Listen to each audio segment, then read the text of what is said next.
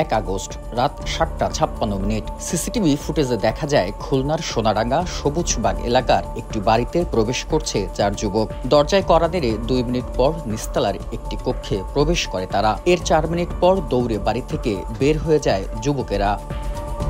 6 মিনিটের এই ক্লিং মিশরে নিজ কক্ষে ধারালো অস্ত্রের আঘাতে নিহত হন 26 বছরের যুবক মনোয়ার হোসেন টগর। পুলিশের নথিতে মারামারি, চুরি, অস্ত্রসহ 5টি মামলার আসামি টগর। পরদিন 2 আগস্ট খুলনার দিঘলিয়ায় নিজ বাড়িতে ভ্যান চালক আলামিন, 3 আগস্ট দৌলতপুর মহেশ্বরপাশা এলাকায় আরেক আলামিন এবং সবশেষ 5 আগস্ট নগরীর সঙ্গীতা সিনেমা হলের নিচে চরমপন্থী নেতা শাহাদাত হোসেনকে গুলি করে ও কুপিয়ে হত্যা করা হয়। আমি ফোন আনতে গেছি যে ওরে ফোন করবো, এর ভিতরে যে দেখি টগর সিক মারছে, পরে ওরা যাচ্ছে বেরোয়। ওই মাসুম লাগে ওর একটু ঝামেলা ছিল, পরে গ্রেনেড বাবুর লোকজনরা টগরে ফোন দিয়ে আমার ভাই আমার কয় হুমকি হুমকি দিচ্ছে, ওরে ডাকে।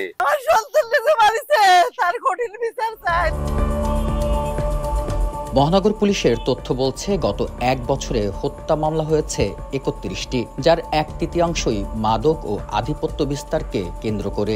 আর এর নেপথ্যে রয়েছে গ্রেনেড বাবু, নুরাজিম, পলাশ, আশিক গ্রুপ সহ চরমপন্থী দলের সদস্যরা। এদের কেউ কেউ কারাগারে বা বিদেশ থেকেই নিয়ন্ত্রণ করছে মাদক সিন্ডিকেট। এসব হত্যাকাণ্ডের পেছনে সামাজিক বন্ধন ও মূল্যবোধের অভাবকেই দুষছেন নাগরিক সমাজের প্রতিনিধি ও বিশেষজ্ঞরা।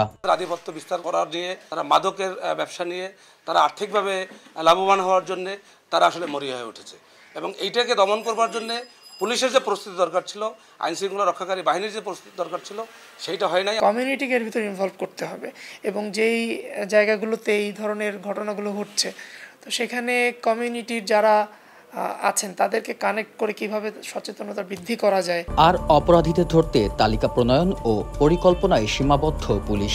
ম্যাক্সিমাম মামলারই আমরা ডিটেক্ট করতে পেরেছি এবং আসামিদেরকে অ্যারেস্টও করেছি। যারা মাদক ব্যবসার সঙ্গে সংশ্লিষ্ট এবং যারা অস্ত্র ব্যবসার সঙ্গে সংশ্লিষ্ট, আমরা তাদের তালিকা করেছি এবং এদেরকে ধরার জন্য আমরা পরিকল্পনা করছি। 31টি হত্যা মামলায় এখন পর্যন্ত 135 জনকে গ্রেফতার করেছে পুলিশ। বিলাল হোসেন সজল, সময় সংবাদ, খুলনা।